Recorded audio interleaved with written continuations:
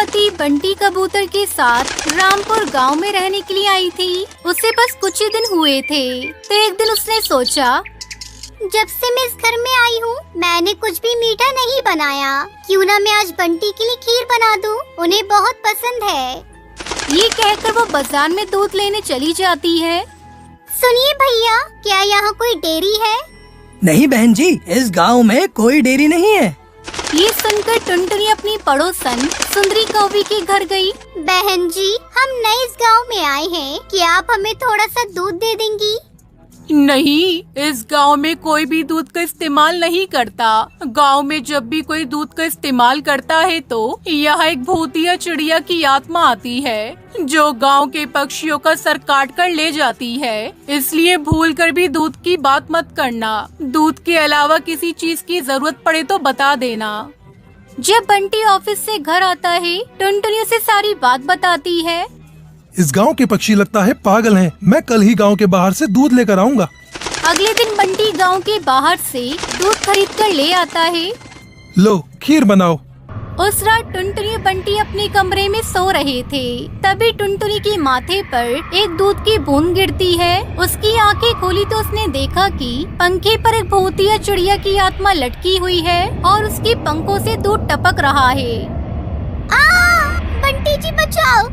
बंटी घबराकर उठ जाता है। तभी भूतिया चिड़िया की आत्मा गायब हो जाती है। मैंने पंखे पर अभी भूतिया चिड़िया की आत्मा को देखा। उसके पंखों से दूध टपक रहा था। वो मेरे माथे पर दूध की कुछ बूंदें भी टपका रही थी। आप बेकार में दूध लेकर आए, कहीं हम किसी मुसीबत में ना पड़ जाएं। क्या बेकार की बातें कर रही हो? तुम्हें कोई डरावना सपना आया होगा। उधर कालू कौवा देर रात ड्यूटी से लौट रहा था तो शराब पिया हुआ था। उसके सर पे दूध की धार गिरती है। कालू ने जब ऊपर देखा तो पेड़ पर एक भूतिया टूनी चिड़िया की आत्मा बैठी हुई थी, जो अपने मुंह से दूध उगल रही थी। फिर अगली सुबह को जब बंटी ऑफिस जा रहा था, उसने देखा कि रास्ते पर एक पेड़ के पास बहुत भीड़ लगी हुई है। सुंदरी कौवी अपने पति के पास बैठकर रो रही थी। उसके पति का सर गायब था। भूतिया टूनी चिड़िया की आत्मा मेरे पति का सर ले गई। अब मैं क्या करूं? मेरा परिवार भूखा मरेगा। गांव में जरूर किसी ने दूध का इस्तेमाल किया है। बंटी मन में सोचता है, कहीं गांव में ये घटना हमारे दूध का इस्तेमाल करने से ना हुई हो। ऐसा नहीं हो सकता। बंटी को उस दिन दफ्तर में अपनी पत्नी की चिंता होती रही। शाम के समय टुनटुनी किचन में पिछली रात की बची खीर गरम कर रही थी। तभी किसी ने डोर बेल बजाई। थोड़ी देर बाद वापस किचन में लौटी तो उसने देखा कि भूतिया चिड़िया की आत्मा भगोने में गरम गरम खीर लिए खड़ी है और उसने वो खीर टुनटुनी के मुंह पर फेंक दी। उसका पूरा चेहरा जल गया। तभी उसके पड़ोसी वहाँ आ गई। ये देखो गांव वालों, खीर! इन्हीं पक्षियों की वजह से गांव में भूतिया चिड़िया की आत्मा आई है। मना करने के बावजूद इन्होंने दूध का इस्तेमाल किया। इन सब के लिए तुम और तुम्हारी पत्नी जिम्मेदार हैं।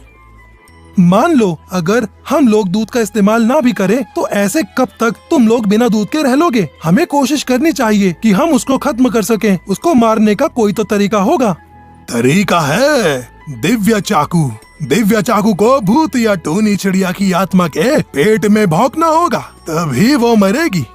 ये बात सुनकर उस रात बंटी बाहर से ढेर सारा दूध लेकर आया और टुनटुनी ने दूध के ढेर सारे पकवान बनाए। फिर रात के 2 बजे भूतिया टूनी चिड़िया की आत्मा वहाँ पर आती है।